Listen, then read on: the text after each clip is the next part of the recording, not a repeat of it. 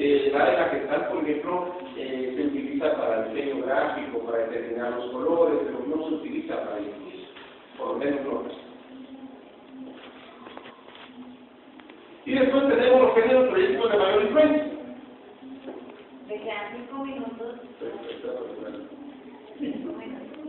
Los géneros periodísticos de mayor influencia que, bueno, nosotros creemos, estamos convencidos después ya de un año de periodismo, que efectivamente los medios de mayor influencia son los de opinión, y por eso aportamos más a los editoriales de los artículos, ¿verdad? Y por supuesto lo que es propiamente los titulares.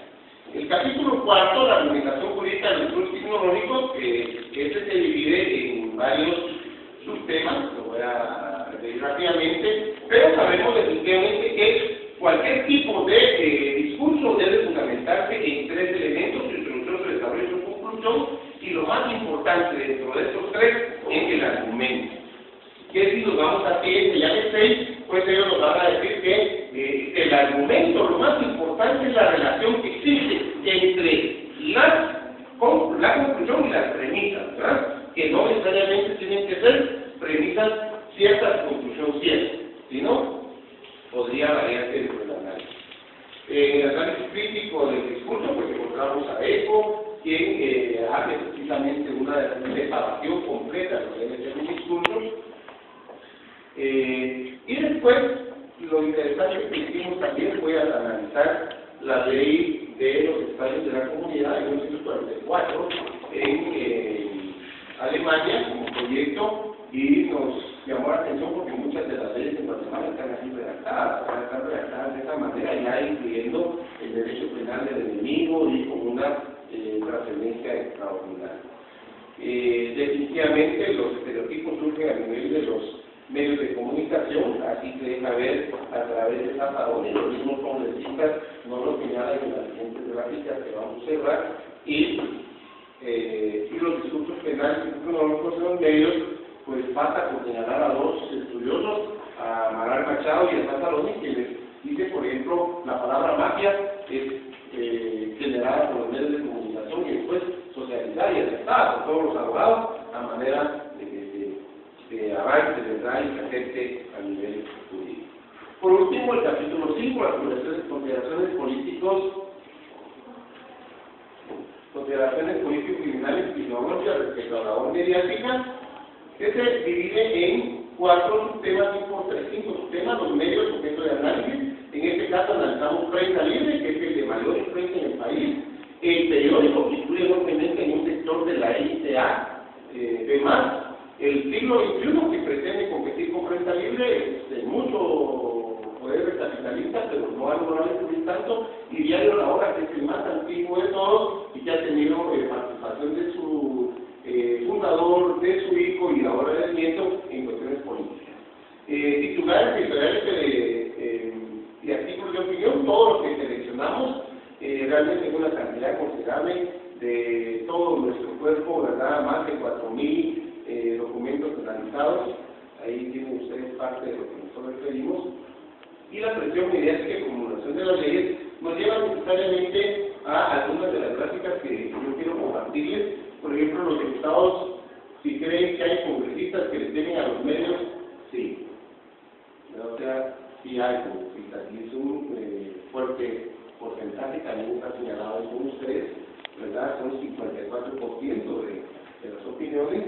Si creen que los sectores de remuneración social han incluido formas de controlar los sectores demostrados en la aplicación y búsqueda de la justicia, sí, es cerca del 90%. Y si creen que los medios de comunicación en algún momento podrían estar estereotipando a la gente, la que posteriormente, con base en estas características de estos estereotipos, son definidas como criminales, sí, el 52%. O sea, tenemos definido esta situación. Analizamos 5 casos, estos probablemente los planteemos cuando ustedes nos formulen preguntas, casos que nos permitieron señalar que en algún momento no solo la influencia mediática, sino la forma como se puede manipular aquí en el país a un medio o a todos los medios para convencer a la generalidad a que marchen. En el caso de Rosenberg, que era aparentemente un asesinato, sino un auto almacenamiento, el narcotráfico y matanzas, en donde solamente cuando hubo narcomatanzas se puso atención, de lo contrario el narcotráfico ha pasado casi desapercibido, con propuestas de legalización de las drogas, que consideramos que debería de ser correcta, sí, es para realmente ya quitar este tipo de matanzas.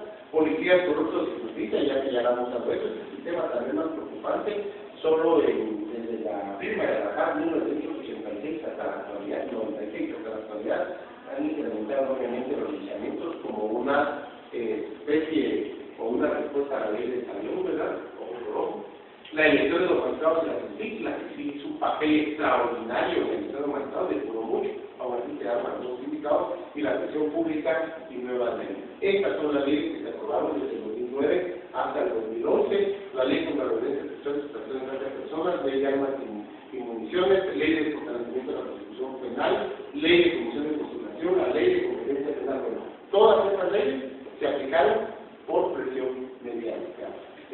Las conclusiones y hallazgos, aquí las tenemos, realmente alcanzamos los otros objetivos, dimos respuesta al problema planteado, confirmamos sus hipótesis y sugerimos encontramos algunos hallazgos y conclusiones, ¿verdad? Que dependiendo de las normas y leyes penales, tenemos aquí 144 leyes de carácter penal, incluido el código. Tenemos que escribir ya de solo un código, una modificación del código, por la lista donde hay infracción penal para observar los efectos negativos que se están teniendo, el extraccionismo penal está provocando aumento de delitos de base sin institución penal, hay que destacar la penalización. Vemos que hay oportunidad de hacer eso, es inevitable la influencia mediática, en su aspecto, el mayor efecto mediático efectivamente ha sido la réplica de la gente. Si ellos dicen que deberían de quemarse a los delincuentes, la gente quema a los delincuentes. Eso es lo que se está denunciando.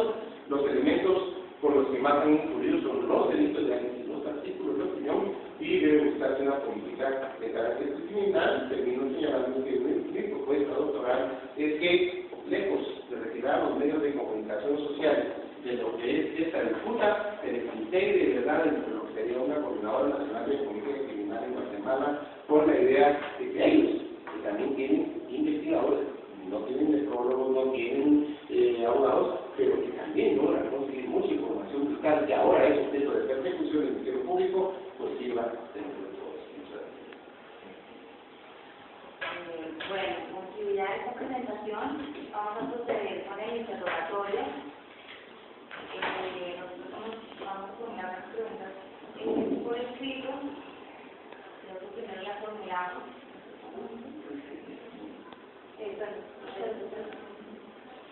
Las formulamos primero en su realidad y luego las vamos absolviendo.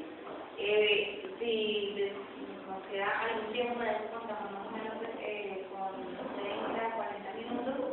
Y después de formular las preguntas que inicialmente hemos formulado al tiempo y tenemos todavía algunas inquietudes, pues formulamos posteriormente algunas otras, si el tiempo no lo permite. Entonces, ¿tú qué preguntas tienes? ¿Directamente o buscado la posición de la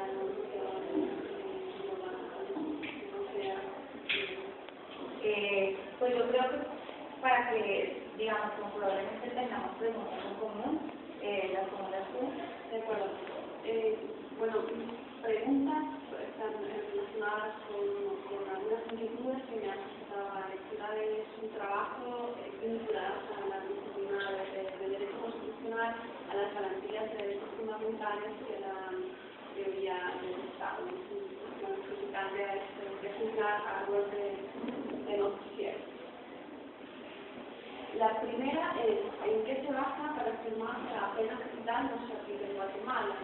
Esto señala una divergencia clara entre la vigencia de la norma constitucional, artículo 18, y la aplicación, y no argumenta suficientemente en el juicio las razones de esa inaplicabilidad.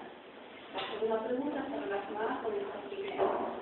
Sí, entiende que esta inaplicabilidad se debe a la cláusula del artículo 46, a la simpatía de los derechos fundamentales de los tratados internacionales sobre derechos humanos, concediéndole supremacía, en qué tratado internacional está prohibida la pena de muerte afectado por Guatemala, sí o no, y en su caso, si considera que esta remisión es en bloque a todos los estados internacionales con independencia de que hayan sido ratificados o no por Guatemala.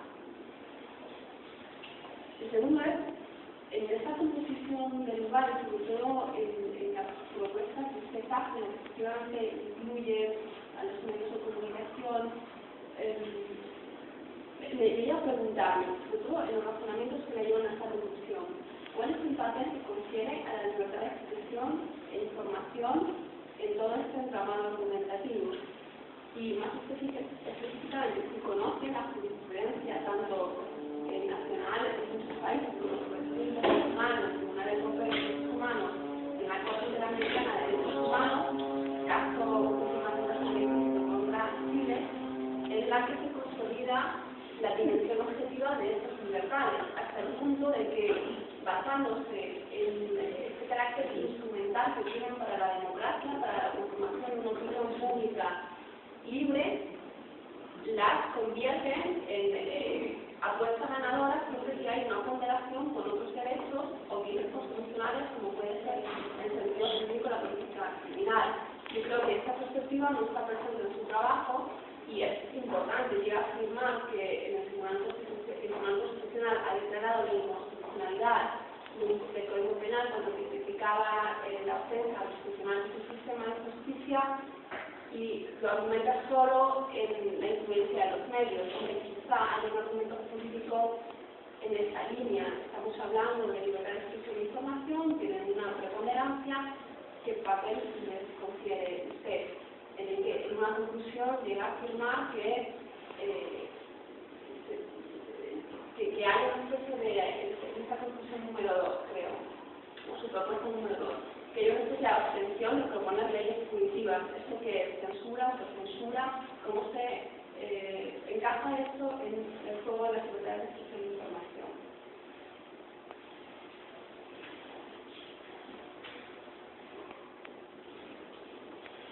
Y otra pregunta más desde la perspectiva del principio de proporcionalidad del legislador, siempre que hace derechos fundamentales, el legislador penal lo hace por excelencia. En su visión general, en su visión de exceso, de todas las leyes, ustedes han mencionado el ejemplo, leyes penales que hasta que han sido aprobadas y elaboradas con la influencia de los medios de comunicación, les ha aplicado el test de proporcionalidad y las considera algunas necesarias, que son todas necesarias. ¿Cuál es el resultado que este ejercicio de racionalidad jurídica y política incluso de constitucionalidad no se va a aplicar? Esta sería la intención. Luego, la básicamente, luego las mías y luego porque acá se podría la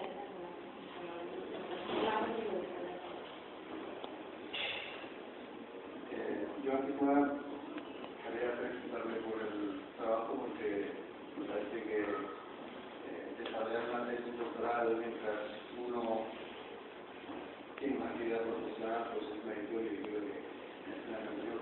Pero quería hacer otra relación que yo no conozco en detalle la carrera criminal y de política criminológica y de la prensa guatemalteca, y por tanto no puedo hacer observaciones al respecto, sino más bien consideraciones generales, digamos, todo lo que hay de planteamiento general, más allá de que se aplique a Guatemala o a otro lugar. No soy quien para discutir sobre la situación particular de Guatemala, así que haré algunas consideraciones generales. Y más que preguntas, hay alguna pregunta concreta, alguna sí que coincidía con ella. Quisiera hacer alguna observación general sobre el planteamiento, más que nada, no tanto como una enmienda, sino hablo sobre todo si quiere después de aquí sacar una publicación, pues me parece que hay algún asunto que se podría replantear o alguna cosa que falta contratar. Me ha interesado así, como cuestión puntual, usual lo de la interpretación a la base del rango penal y me da más incluso.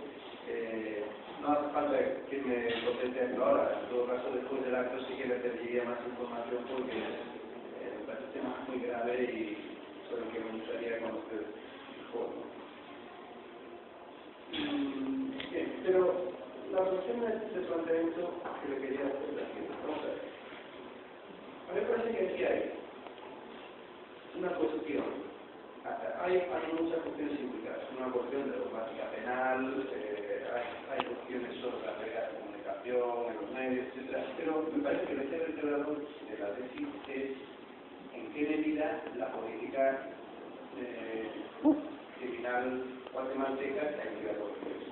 En eso creo que el esquema debería básicamente responder a estos puntos. ¿Cuál sería el modelo de proceso legislativo ideal y cómo de hecho esto puede llegar a ser efectivo? Es decir, la iniciativa legislativa aquí la puede adoptar constitucionalmente, pero de hecho